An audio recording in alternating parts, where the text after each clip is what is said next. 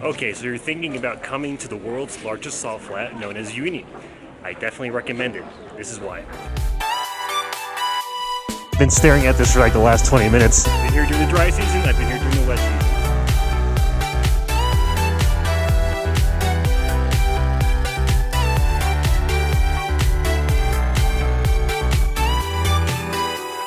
Now, there are a few things you should know before you come to Uyuni, and today I'm going to talk about every single thing you're going to need to know as a backpacker or just as a traveler before you come here. That way you get the best deal, you know what to expect, and you know how to prepare yourself. The center of town is where this clock is. Basically, everything is centered around here. So to the right, you have a market, and to the left, you have a bunch of shops. The main square is where all the touristic restaurants are for the safest food to eat, but unfortunately the most expensive. Here you'll find shops that have a bunch of stuff like Pringle chips, cookies, little dinosaurs so you can take those perspective pictures, and patches for your backpack. Personal favorite restaurant is this one. It's called the restaurant La Casa de Turista, because I've eaten there like 3 times already, and it's fast, it's cheaper than all the other restaurants here in the square. So that's my recommendation. Here you'll find the main square and you'll find restaurant after restaurant after restaurant. You'll see the signs of ideas that you can do with your Uyuni Salt Flat pictures. You can get some ideas here. You can buy these little dinosaurs, the llamas, whatever you want. Buy souvenirs here. You can buy sunglasses and definitely hats.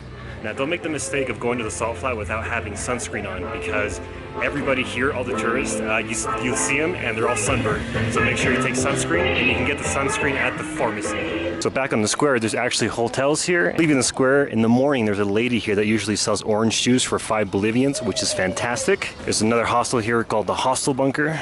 See here, and then you'll come this way, and this is where they sell all the tours. If you come up here, you can basically book your tour, and what you do is you take a 4x4 vehicle and it'll take you around all these places, including the salt flat. So you just gotta go in there and ask information. Now, here's the interesting thing about hotels and hostels here, is they're all pretty much the same. They all cost the same, they all look the same. Some are a little better than others, but basically you're gonna get the same thing. Average you'll find is between 50 and 100 Bolivians per night, and that's for a private room and the shared shower. So if you're a biker like me, this hotel here on the edge, as you can see, is the best place because you can actually drive your motorcycle inside into this place. Now, the hostel I'm in, I can also do that, but this one was the very first one I ever stayed at. So here you can actually park your motorcycle. All right, so when you do the salt flat tour, you're gonna pay about $20 US. And you're gonna do it in a truck like this. It's a 4x4, it's a high clearance vehicle, and you're gonna go with a group of 5 to 6 people.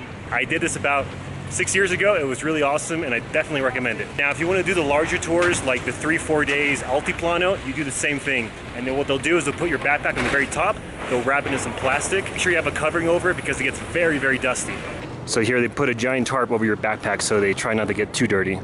They actually also carry water and they carry gas because it's very desolate where the tour is. So if you're trying to book a tour for the salt flat, a tour company is as good as another. Now, here's the important part. So you can actually negotiate the price of your tour, so you can actually lower the cost as much as you can. If you take a group of people, you get a lower price, so just remember that. All right, so also inclusive with your tour, you're actually going to visit the train yard cemetery, and you have the option of visiting a few different monuments, which all the tours go to the same monuments. They're the Dakar Monument, the Bolivia Monument, and the train cemetery. Yeah, so that's all I have to do to book a tour is just walk in. They all usually speak English, and book a tour. And the one-day salt flat tour leaves at 10 a.m. and it gets back at 7:30 p.m. That means you're there the entire day and you actually get to enjoy the sunset as well. If you want to get money out, there is Banco Unión. So my suggestion is that traveler's checks are very outdated. Don't bring traveler's checks. Nobody's going to exchange them for you. If somebody does, it's going to be a lot of exchange rate to do that. ATMs are the best, but they come with ATM fee and they come with an international transaction fee. So you should just be aware of that and make sure that you have a good card that doesn't charge you a lot of money. Here's the other thing. If you use your credit card here in Uyuni, they're going to charge you a 10% additional tax to use it. So cash is key. So you should only use cash here, otherwise it's going to be very, very expensive. I usually bring around 1,000 to 1,500 US, and I spread that around for the next 3 to 4 months here in South America. So I use the cash sometimes to get a better exchange rate. I sometimes go to ATMs. It all depends. Everywhere here you're going to find exchange houses, and there's a big sign on the outside that'll tell you it says exchange in English. So there are only like 2 markets here in Uyuni, and in one of them you'll find food, in the other one you'll find everything you need for boots and shoes for the salt flat. So here you can find the rubber boots for the salt flat in any of these little stores that sell shoes. We are now entering the market of fruits, vegetables, and meat. In here you can find anything you want.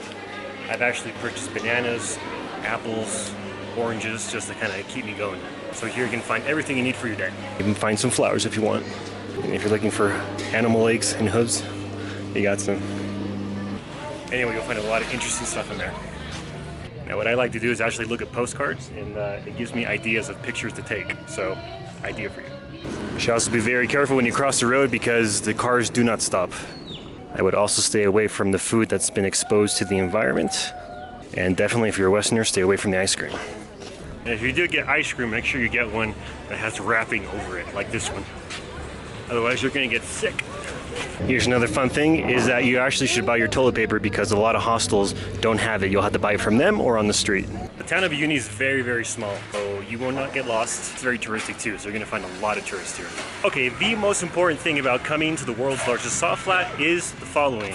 It is now February, and it is the wet season. It is the height of the wet season. If you come during the dry season, that's gonna be the middle of summer, north of the equator, which means it's gonna be July. Definitely wanna try to hit the salt flat when it's wet in January, February, and maybe December. It depends on the environment and how much rain's actually falling.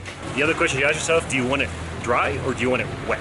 And in my opinion, each has its own beauty, and I've done both. And I think they're both amazing, so that's up to you. Anyway, that's a little quick lowdown on the city, how to find food, where to stay, the costs, and now I'm gonna head to the salt flat on the motorcycle and save myself a little bit of money and show you guys a little bit of the train cemetery, the salt flat, and what to expect.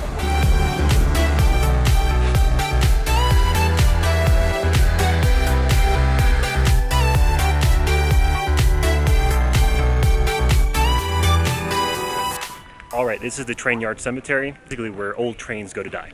This is pretty much it. This is the entire thing. Get some really cool black and white pictures here. Yeah, be so careful where you step because there's pieces of metal everywhere and these things can cut your feet, so don't wear sandals. Wear rubber boots like me. And definitely a thing you want to remember when you come to Uyuni is bring a drone because the sights are amazing.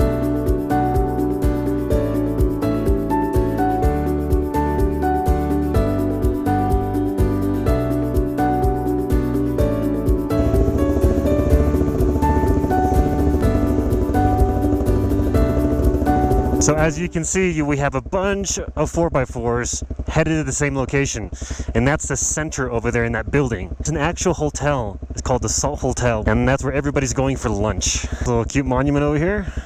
Everybody's just kind of walking there. All right, so the idea now is to drive away from the hotel here and try to get away from everybody so that I can be right in the middle and hopefully get some really cool pictures. It has been my dream for the last 3 years to come here again. I've been here during the dry season, I've been here during the wet season, and definitely the wet season has its charm. Now, here's a trick. The trick is that when you start walking, you start creating these ripple effects as you're walking. So if you want those really great pictures, you actually have to stand still for a while and let the water settle. The best time of day for the salt flat, in my opinion, is midday. The reason is because in the morning, there's a lot of clouds, it's a rainy season, it's not very photogenic. Sometimes you get a great sunrise, sometimes you get a great sunset. A lot of the times you do not. It is always raining here. So midday, between the hours of 11 to 3 p.m. to me have been the best. And let me show you some quick footage between the hours of 11 and 3 p.m.